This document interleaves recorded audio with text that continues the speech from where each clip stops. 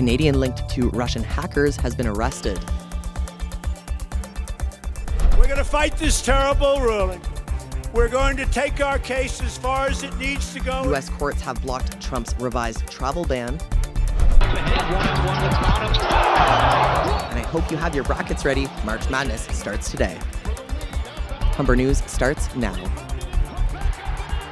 Hi, I'm Reagan McSwain coming to you from our newsroom at Humber's North Campus. Thanks for joining us. At the top of the news this hour, a 22-year-old Canadian has been arrested in a cyber attack on YAHOO. It's one of the largest data breaches ever. Here's what authorities said. Of information about at least 500 million YAHOO accounts, one of the largest data breaches in U.S. history.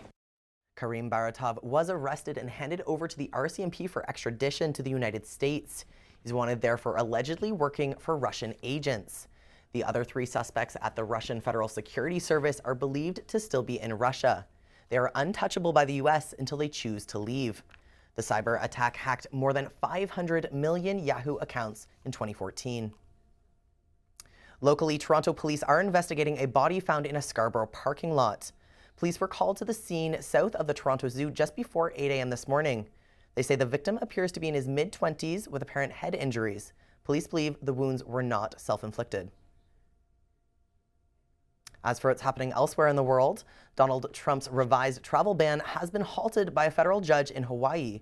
The U.S. president learned that his latest executive order was blocked moments before taking the stage at a rally in Nashville. A judge has just blocked our executive order on travel and refugees coming into our country from certain countries. During the rally, the president said he watered down this bill to fit a previous flawed ruling. He called the emergency halt an unprecedented judicial overreach. Trump used the rally to poke fun at his former opponent, Hillary Clinton. He said the journalists in attendance were among the most dishonest people in the world. Trump is also unveiling his $1.15 trillion budget today.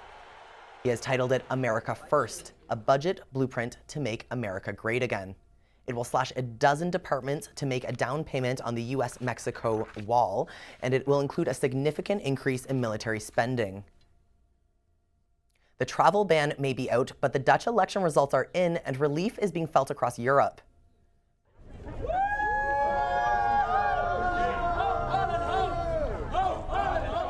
There was celebration from demonstrators outside of the Dutch parliament. Incumbent candidate Mark Rutte and his party won the most seats. Many are calling it a victory against populism. The defeat of the country's anti-immigration party has eased fears of far-right nationalism. This was the first of a few key European elections this year. France and Germany are set to vote in the coming months. German Chancellor Angela Merkel says it was a good day for democracy. The far-right party in France says the increase in seats for the right-wing party was a success. The euro gained as a result of this election. Overseas, the United Kingdom is one step closer to leaving the European Union. The Queen gave royal assent today to the Brexit bill.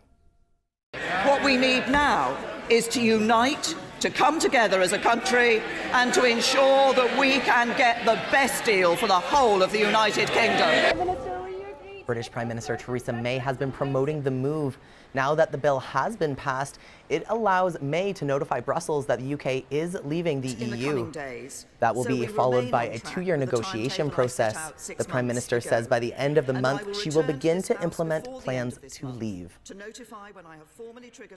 Back here at home, the space under the Gardiner Expressway could become as usable as the roads above it. It's called the Bentway. The empty space is being transformed into 1.75 kilometers of public space. It will include a children's garden, an adventure play area, and performance spaces. Come winter, the route will become an almost 2-kilometer-long skating rink. So why the Bentway? The column and beam structure that support the expressway are called bents. They come together to form 55 rooms or spaces below. Construction is set to be complete by this July. We're going to take a quick break. Still ahead, the latest in sports, but first, Elliot Williams has a preview of your 3-day forecast. After one of our chilliest stretches this winter, it looks like we'll finally have sunnier skies and warmer weather in our near future. I'll tell you what to expect for the end of the week and the weekend in the upcoming forecast.